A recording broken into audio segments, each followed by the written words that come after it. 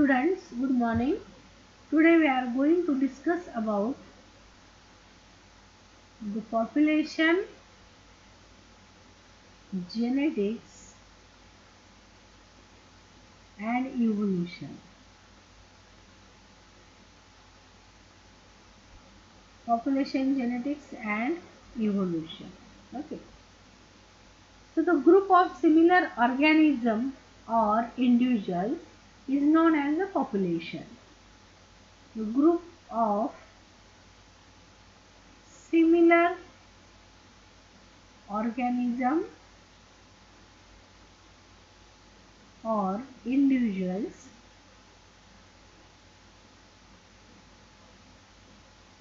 is known as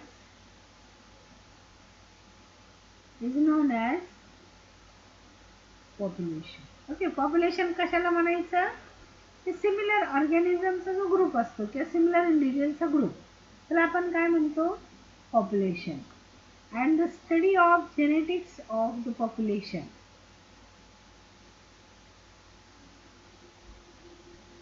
Study of genetics of a given population is known as the population genetics. Is known as the population genetics. Okay, म्हणजे या ठिकाणी एखादा similar ऑर्गॅनिझमच्या group ज्याला आपण population म्हणतो, तर त्या पॉप्युलेशनचा जो जेनेटिकल स्टडी आपण करतो त्याला आपण या ठिकाणी काय म्हणतो? Population genetics. Okay, so this population genetics, it is the quantitative genetics. Okay, it is the quantitative genetics. So quantitative genetics means this genetics we can apply the various statistical methods to that genetics. Okay, so we can apply various statistical methods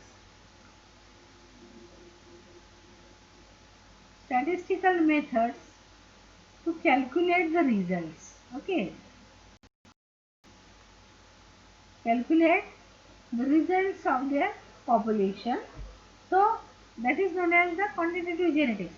आता या ठिकाणी statistical methods apply करू शकतो. म्हणजे आता एखादा विशिष्ट आपल्याला जेनेटिकल स्टडी करायचा आहे त्या पॉप्युलेशनवर, तर आपण काय करू शकतो? स्टॅटिस्टिकल मेथड्स म्हणजे मीन, मोड, मेडियन, मीन डिव्हिएशन, स्टँडर्ड डिव्हिएशन, ॲव्हरेज, हे जे वेगवेगळ्या प्रकारचे स्टॅटिस्टिकल किंवा standard error, coefficient of variation, हे जे वेगवेगळ्या प्रकारचे स्टॅटिस्टिकल मेथड्स आहेत ज्याच्यातून या ठिकाणी आपल्याला मोर रिलायबल रिझल्ट्स त्या ठिकाणी मिळाले पाहिजे, ते आपण त्या ठिकाणी ते मेथड्स अप्लाय करू शकतो. So this is the quantitative genetics. हे क्वांटिटेटिव्ह जेनेटिक्समध्ये आपण मेथड्स अप्लाय करू शकतो. क्वालिटेटिव्ह असेल तर आपण फक्त काय करू शकतो? रेशिओ काढू शकतो. मेंडेलियन जेनेटिक्स आपल्याला माहिती, त्यात फक्त आपण जनरली रेशिओ त्या ठिकाणी मेंडेलियन याच्यात करतो. पण या ठिकाणी क्वांटिटेटिव्ह जेनेटिक्समध्ये स्टॅटिस्टिकल मेथड्स त्या ठिकाणी आपण अप्लाय करू शकतो. Okay, so it is the population genetics. Then the Mendelian population.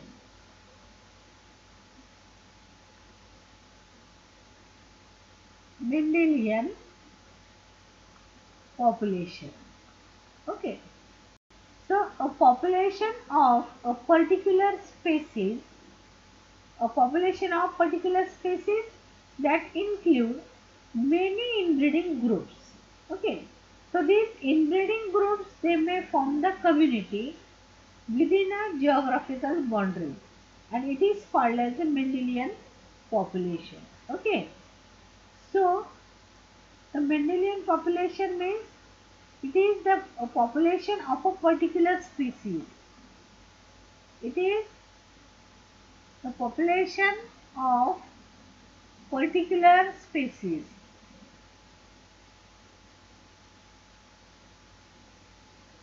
A particular species that include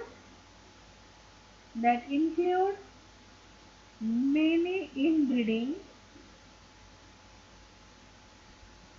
that include many inbreeding groups. Okay. Theoretical population of a particular species that include many inbreeding groups. Inbreeding groups means they can be sexually reproduced. Okay. म्हणजे त्या ठिकाणी त्यांचे ते आपसातले आपसात sexual reproduction करू शकणारा group. So that is the inbreeding groups. Okay. So these inbreeding groups they may form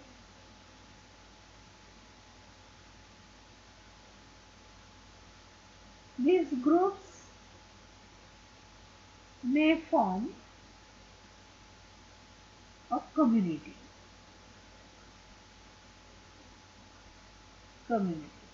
हे सगळे इनब्रीडिंग ग्रुप्स काय करतात, ते सेक्शुअली रिप्रोड्यूस होतात आपसामध्ये आणि त्या ठिकाणी ते मोठा त्या ठिकाणी कम्युनिटी ज्याला आपण म्हणतो अशा ठिकाणी मोठी कम्युनिटी तयार करतात.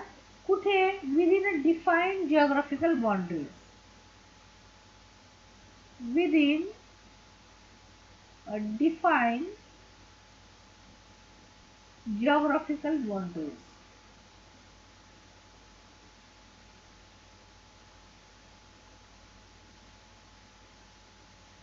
Geographical boundaries.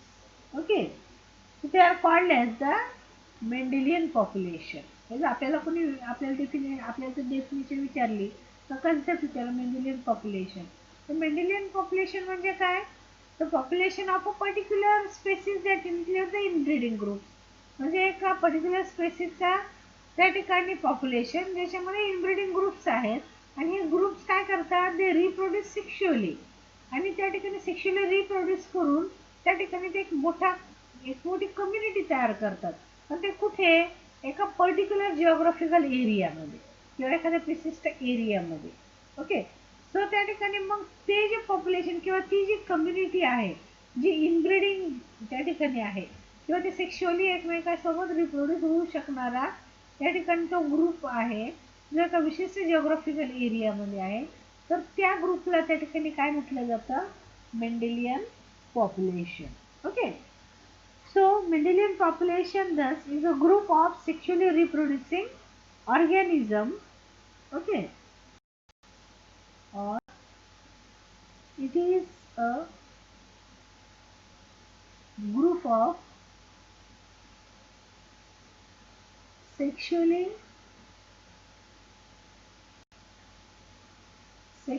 reproducing organisms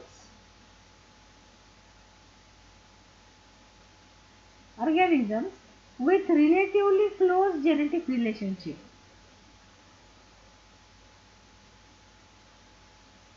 With relatively close genetic relationship.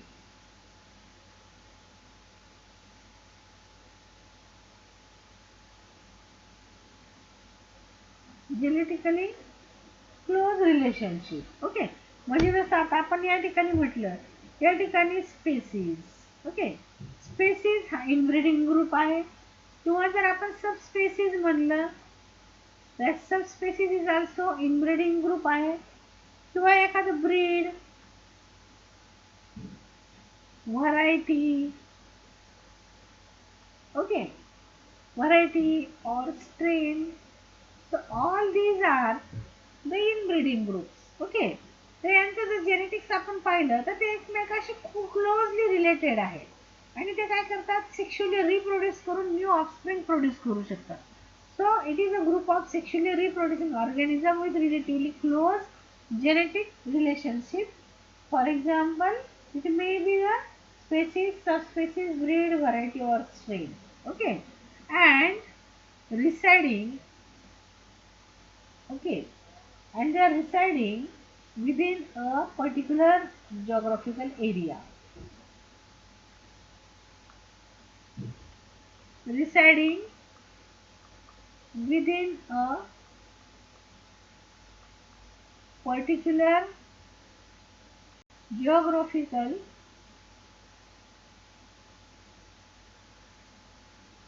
area. Okay. So it is known as the Mendelian population. Okay. Then the next concept, that is the gene pool and gene frequency.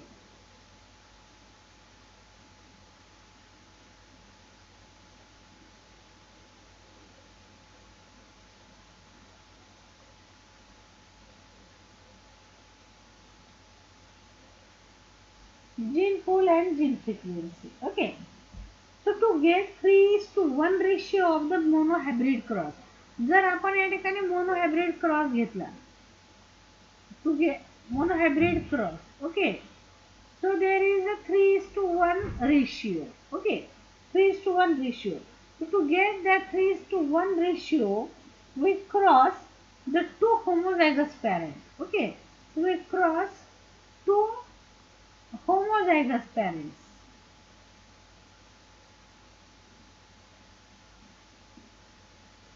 Okay, we cross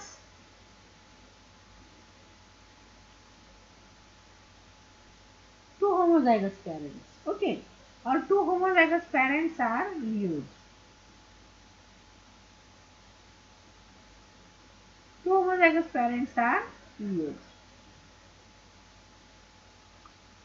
Okay, so that parents are such as capital A and the small a.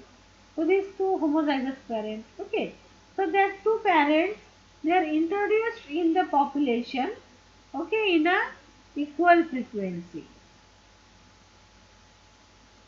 आपण एखाद्या population मध्ये त्या ठिकाणी हे दोन्ही काय केलेलं आहे, इक्वल फ्रिक्वेन्सीने त्या ठिकाणी आपण इंट्रोड्यूस केलेलं आहे. ओके, आणि त्यावेळेस आपल्याला जो रेशिओ मिळतो तो 3:1.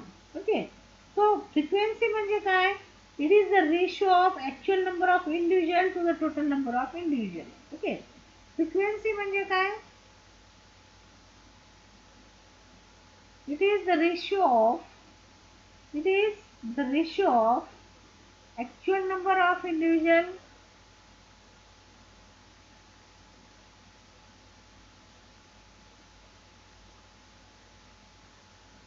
to the total number of individual. म्हणजे आता या ठिकाणी सपोज हा त्या ठिकाणी ॲलिल ए, सपोज कॅपिटल ए किंवा ॲलिल स्मॉल ए, तर या ठिकाणी याची फ्रिक्वेन्सी किती आहे हे आपण कसे काढणार. आता सपोज कॅपिटल ए और कॅपिटल ए स्मॉल ए और स्मॉल ए हे तीन जिनोटाइप्स आहेत.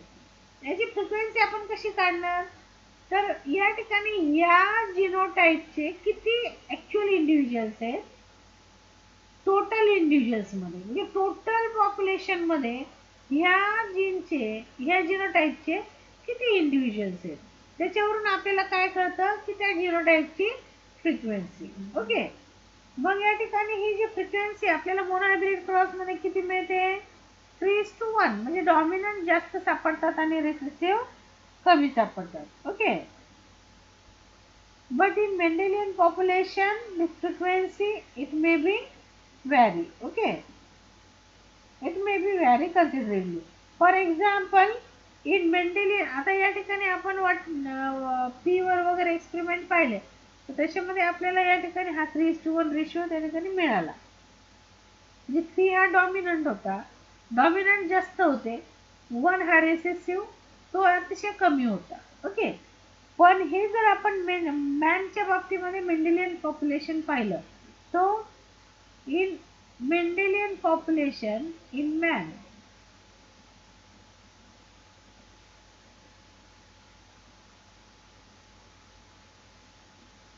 जर आपण या ठिकाणी ह्युमन बिंग मध्ये मेंडेलियन पॉप्युलेशनचा स्टडी केला तर या ठिकाणी the gene for पॉलीडक्टिली,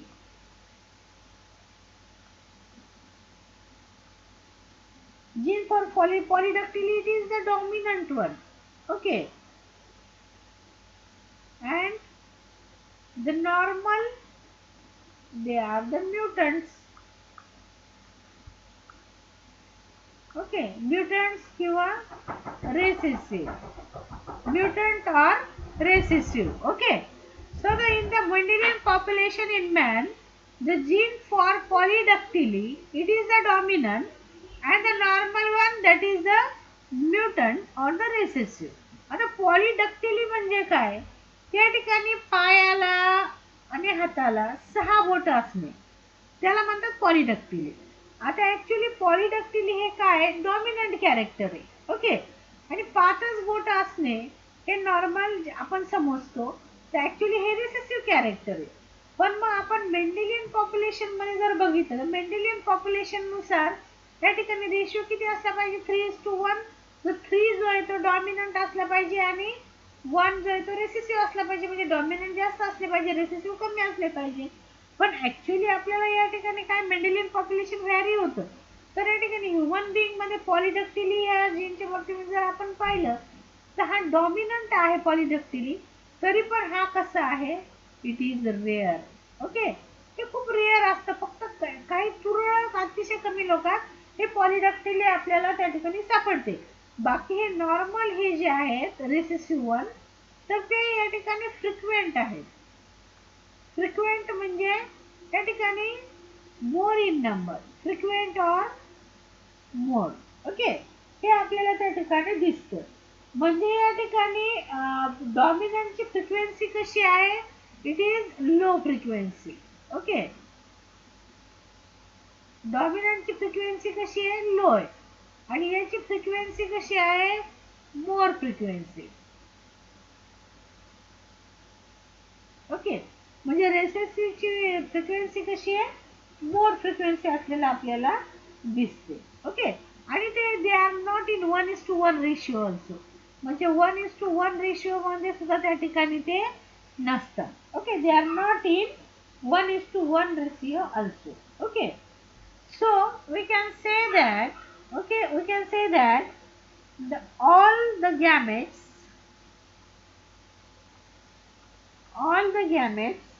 produced by a Mendelian population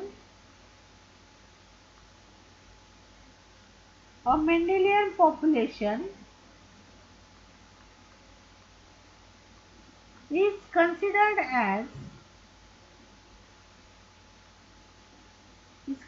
as the hypothetical mixture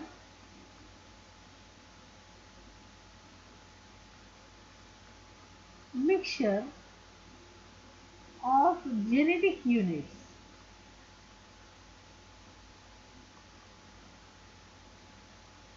from which the next generation will arise. The next generation will arise. Okay, will arise. A-R-I-S-E.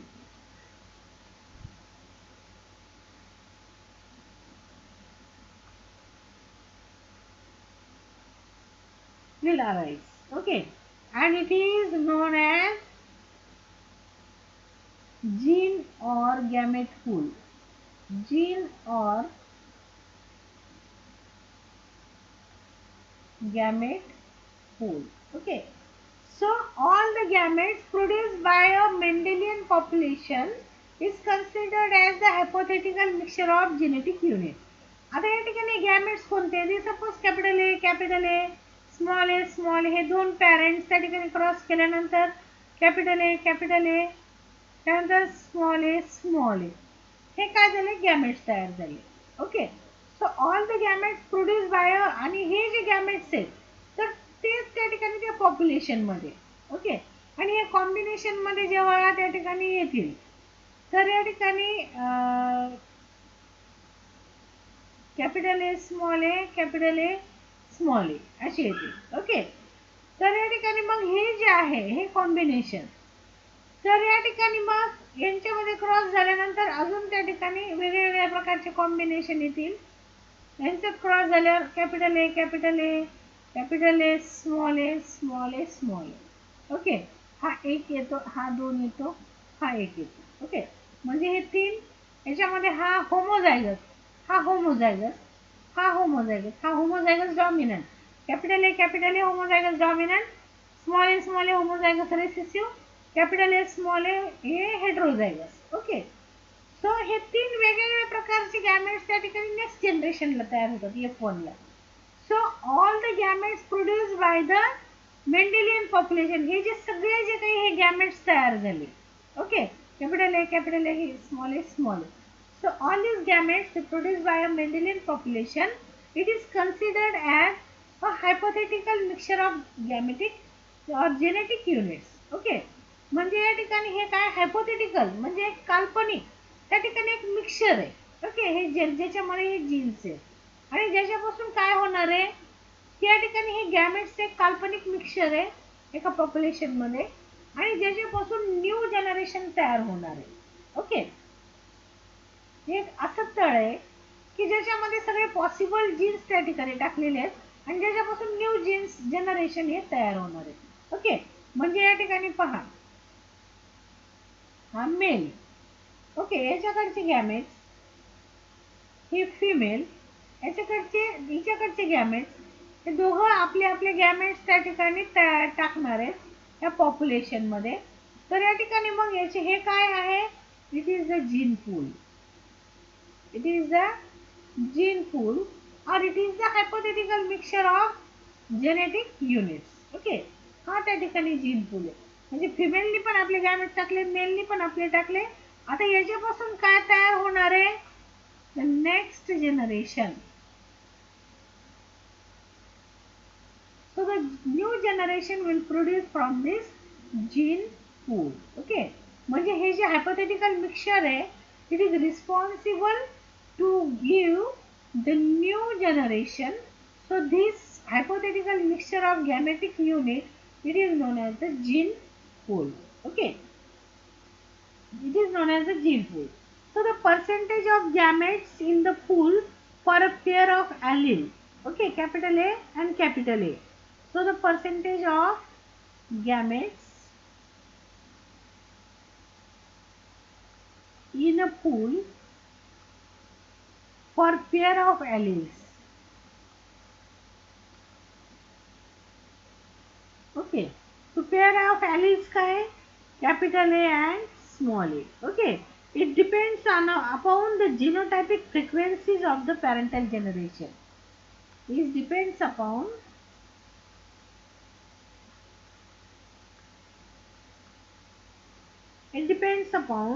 the genotypic frequencies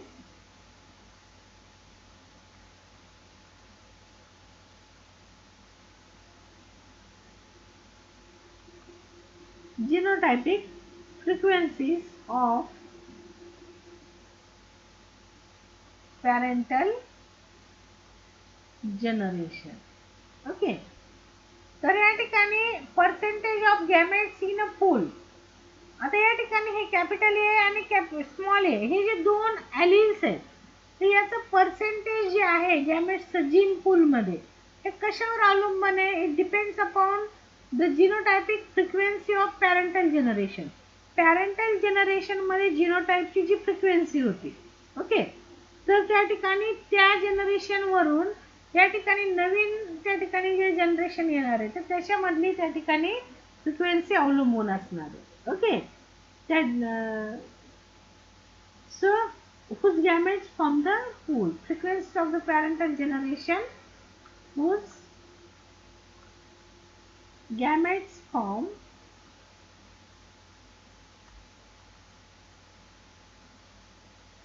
okay, या parental जनरेशनची phenotypic frequency ज्याच्यापासून gamete पूल तयार झालेला आहे त्याच्या फ्रिक्वेन्सीवर percentage of gametes जे आहेत त्या पूलमध्ये या पेअर ऑफ ॲलिलसाठी हे डिपेंड्स असणार आहे.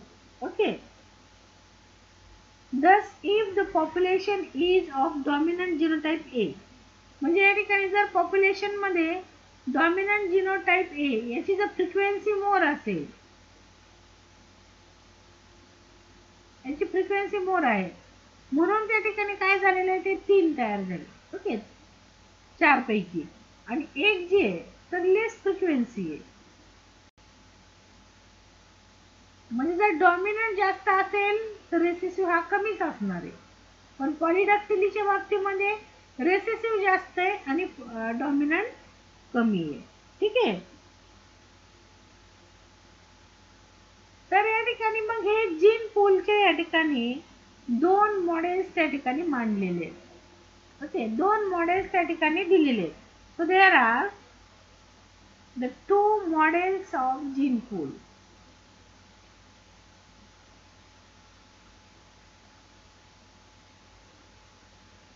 Gene pool. Okay. So number one, that is the classical hypothesis. Classical hypothesis.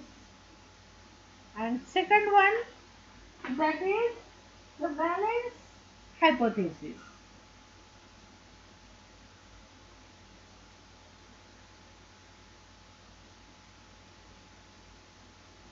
Valence hypothesis. Okay. So first of all, the classical hypothesis. Okay. So this hypothesis, classical hypothesis,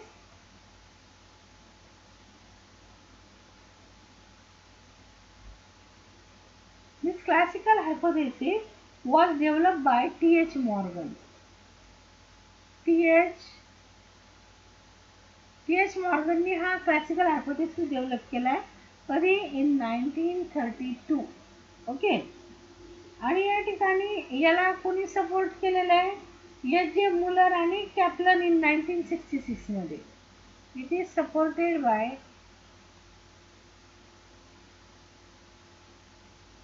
एच.जे. Mueller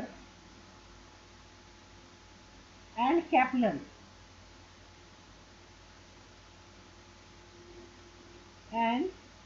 Kaplan in 1966.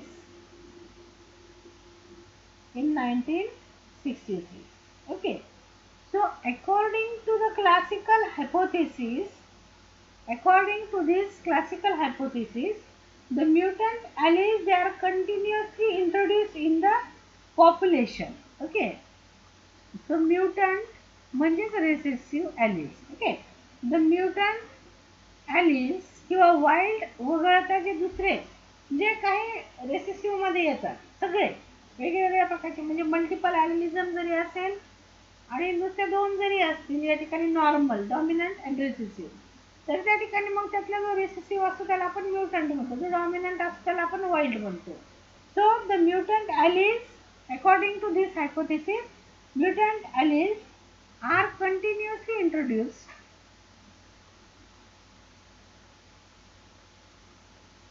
हा hypothesis काय सांगतो की mutant alleles they are continuously introduced in the population.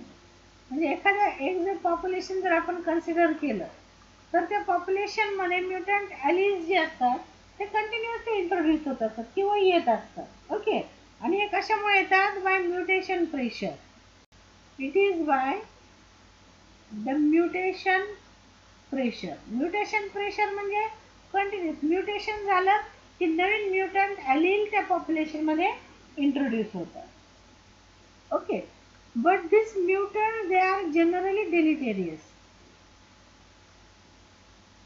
This mutant allele जे असतात दे are generally डिलिटेरियस.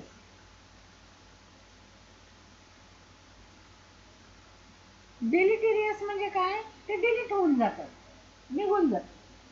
And thus more or less gradually removed from the population by natural selection. Okay.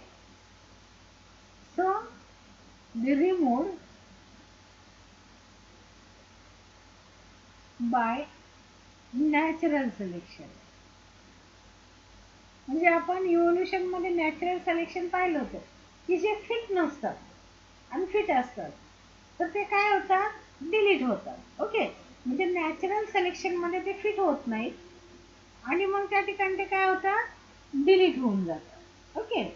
So gradually more or less they gradually removed from the population bye natural selection. Okay. removed from population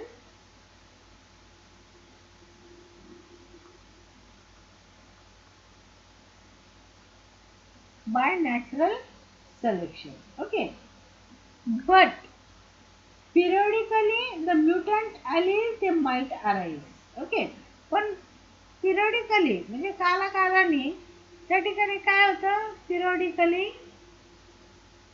the beneficial mutant allele they might arise.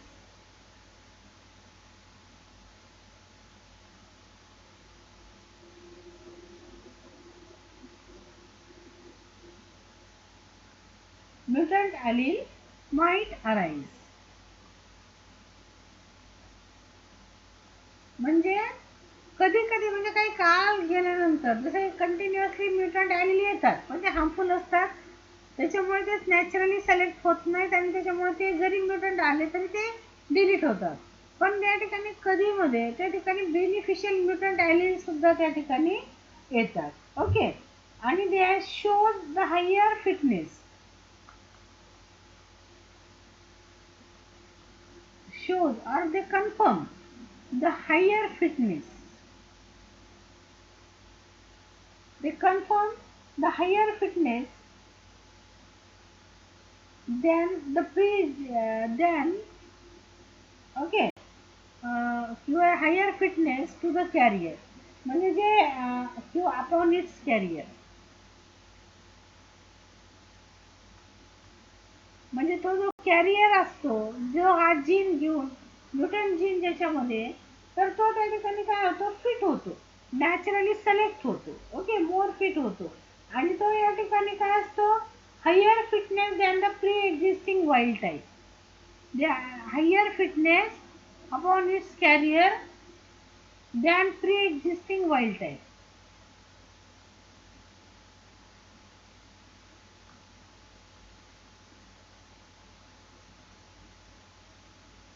Wild type of allele.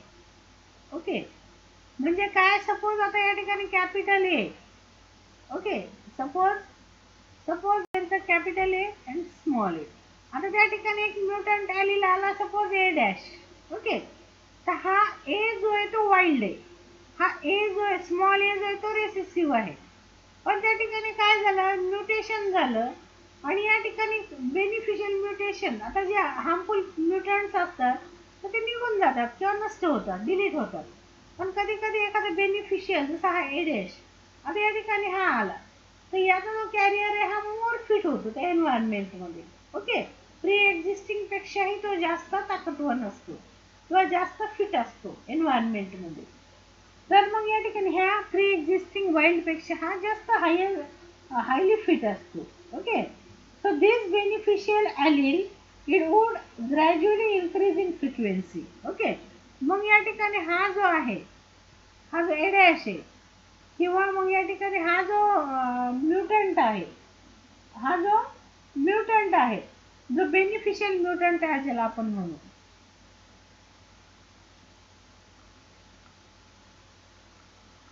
New mutant, हा जो new mutant आहे beneficial ज्याला आपण A dash म्हटलं होतं.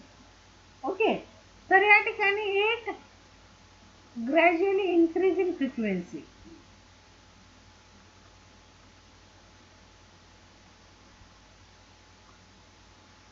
In the given population, त्या पॉप्युलेशनमध्ये काय होतं, याचं प्रमाण वाढायला लागतं. म्हणजे जास्त ऑर्गॅनिझम ह्या नवीन म्युटंट ॲलील घेऊन त्या ठिकाणी तयार होतात, वाईल्ड पेक्षाही जास्त. ओके, सो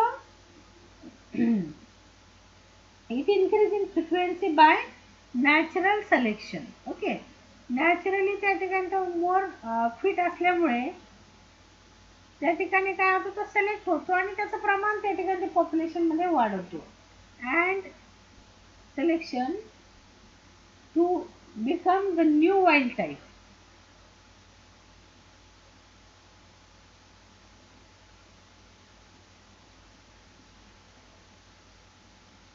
म्हणजे आधीचा जो वाईल्ड, आता हा ए, हा नवीन म्युटंट, हा बेनिफिशियल कॅरेक्टर असलेला हा ए डॅश आणि हा स्मॉल.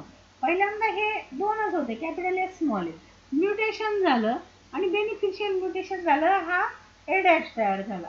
आता हा ए डॅश तयार झाल्यानंतर पॉप्युलेशनमध्ये हा नॅचरली सिलेक्ट झाला, मोर फिट झाला. हा कुणापेक्षा जास्त फिट आहे, त्या ए पेक्षा हा जास्त बेटर आहे. ओके. आणि मग त्यामुळे काय होतं की याची संख्या जास्त वाढायला लागते पॉप्युलेशनमध्ये. याची संख्या ही जास्त वाढायला लागते आणि कुणापेक्षाही जास्त वाढायला लागते ह्या वाईल्ड टाईपपेक्षा किंवा डॉमिनंटपेक्षा. आणि मग काही काळानंतर काय होतं या डॉमिनंटची जागा हा घेतो. ओके. या डॉमिनंटची जागा हा ॲलील त्या ठिकाणी घेतो. तर हा न्यू वाईल्ड टाईप ॲलील तयार होतो. वाईल्ड कशाला जो डॉमिनंट असतो जास्त प्रमाणात तयार होतो त्याला आपण वाईल्ड म्हणतो. ओके. तर हा वाईल्ड नवीन वाईल्ड त्या ठिकाणी तयार होतो. ओके. आणि पहिला जो हा हा जो आहे farmer wild type, this wild type, farmer wild type it get deleted. हा काय होतो डिलीट होतो आणि हा काय होतो रेज होतो. याचं पॉप्युलेशन वाढतं and now it become wild, new wild. Okay, it becomes new wild. Okay, so the evolution thus consists of replacement at an occasional locus of pre-existing wild type allele by the new wild type. म्हणजे evolution मध्ये ते काय होतं की हा जो जुना wild type होता, हा जुना जो वाईल्ड टाईप होता एक्झिस्टिंग प्री एक्झिस्टिंग, तर याची रिप्लेसमेंट झाली कुणामुळे न्यू वाईल्ड टाईपमुळे. ओके. तर यालाच आपण काय म्हणतो evolution.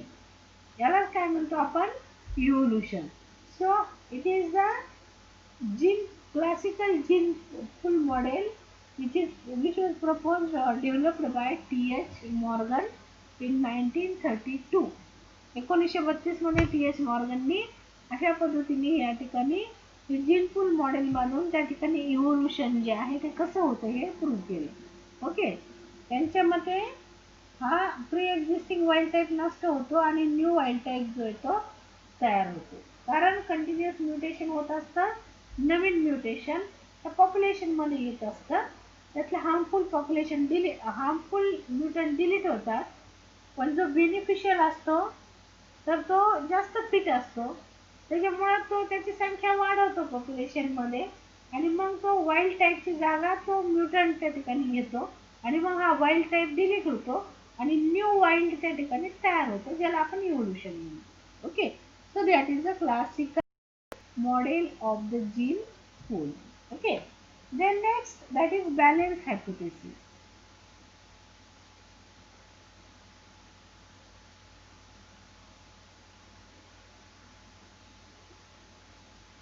Balance hypothesis. Okay. So this hypothesis was proposed by Dobzhansky. By Dobzhansky.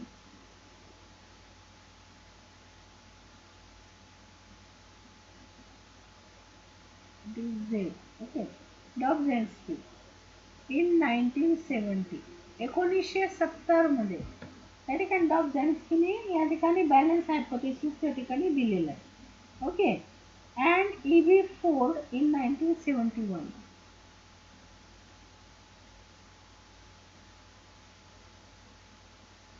In 1971. 1971 मध्ये E.B. फोर्ड आणि डॉबझान्स्कीने 1970 मध्ये. तर 1970 मध्ये. तर 71 मध्ये डॉबझान्स्की आणि फोर्डनी त्या ठिकाणी बॅलन्स हायपोथेसिस दिलेला आहे. ओके. तर या ठिकाणी हा जो हायपोथेसिस आहे this hypothesis was derived by direct study of natural population. याच्यामध्ये काय केलेलं आहे direct study of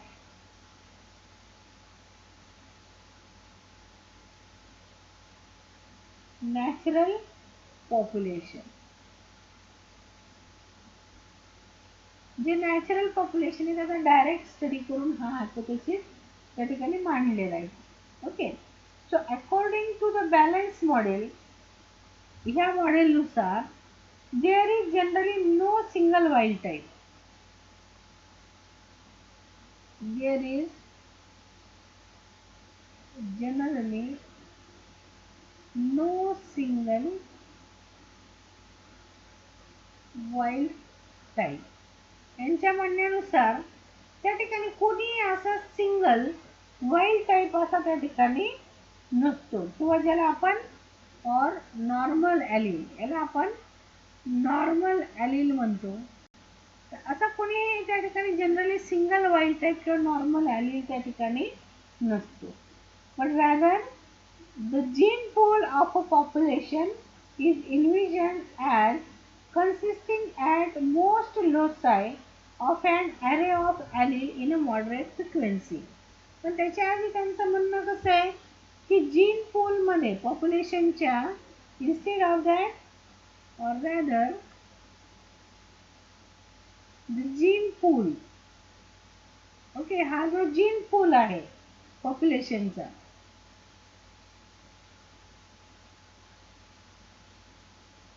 gene pool of population, it consisting the most loci of an array of allele in a most of the alleles in a moderate frequency. Most of the array, most of the loci, most of the loci of an array of allele, array of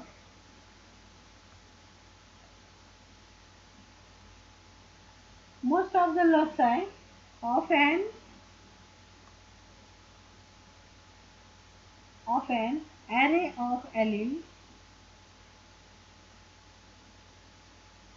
array of allele in moderate frequency.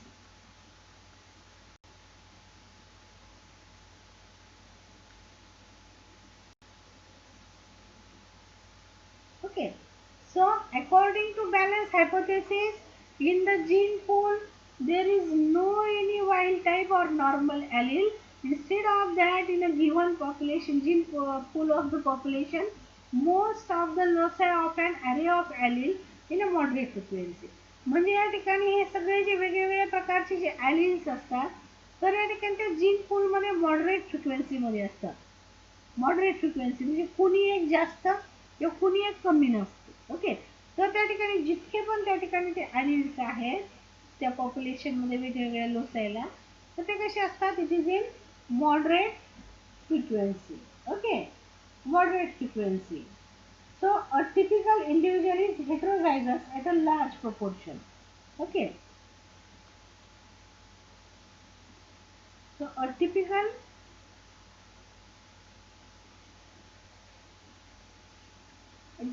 individual, a typical individual is heterozygous at is heterozygous it is heterozygous at a large proportion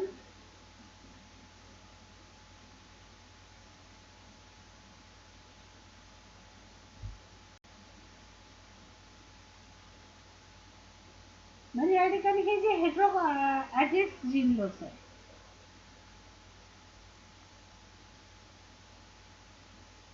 म्हणजे या ठिकाणी त्यांच्या काय म्हणण्यानुसार तर या ठिकाणी moderate frequency मध्ये हे नंबर ऑफ त्या ठिकाणी जे आलेले आहेत ते सगळे तर त्या ठिकाणी ते मॉडरेट फ्रिक्वेन्सी मध्ये असतात. कुठला एक सिंगल वाईल्ड टाईप किंवा डॉमिनंट टाईप त्या ठिकाणी नसतो. आणि त्या ठिकाणी टिपिकली या ठिकाणी इंडिव्हिज्युअल्स हे मॅक्झिमम हेटेरोझायगस असतात. ओके, लार्ज प्रोपोर्शन मध्ये एका विशिष्ट जीन लॉसायसाठी. तर या ठिकाणी हे जे आहेत तर या ठिकाणी काय असतात, तर या ठिकाणी जी लार्ज प्रोपोर्शन मध्ये हेटेरोझायगस असतात. So there is no normal or ideal genotype. Okay, तर नॉर्मल किंवा आयडियल जिनोटाइप कुणीही नसतं. तर त्या ठिकाणी काय म्हणतात ते, there is no ideal genotype, कुणीही आयडियल जिनोटाइप किंवा डॉमिनंट वगैरे असलं काही त्या ठिकाणी नाहीये. ओनली अँड अडॅप्टिव्ह नॉर्म्स, तिथं काय आहे, ओनली अँड अडॅप्टिव्ह नॉर्म्स. आता या ठिकाणी अडॅप्टिव्ह नॉर्म्स म्हणजे काय की एन्व्हायरमेंट नुसार त्या ठिकाणी जे चेंज झालेले त्या ठिकाणी म्युटंट फॉर्म्स आहेत. So adaptive norms that consisting of an array of genotype. Okay, so that consisting of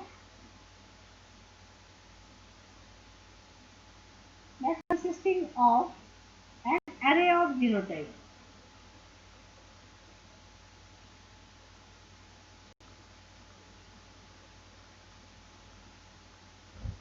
ठिकाणी ॲडॉप्टिव्ह नॉर्म्स असलेले म्हणजे म्युटंट्स त्या ठिकाणी ज्याच्यामध्ये त्या ठिकाणी चेंज झालेले आहेत, ते ॲडॉप्टिव्ह नॉर्म्स त्या ठिकाणी असतात. त्या ठिकाणी लार्ज नंबरमध्ये या ठिकाणी जे जिनोटाइप्स त्या ठिकाणी आहेत, जे या ठिकाणी काय झालेले आहेत, that yield a satisfactory fitness in most of the environment. Okay, that yield genotype that yield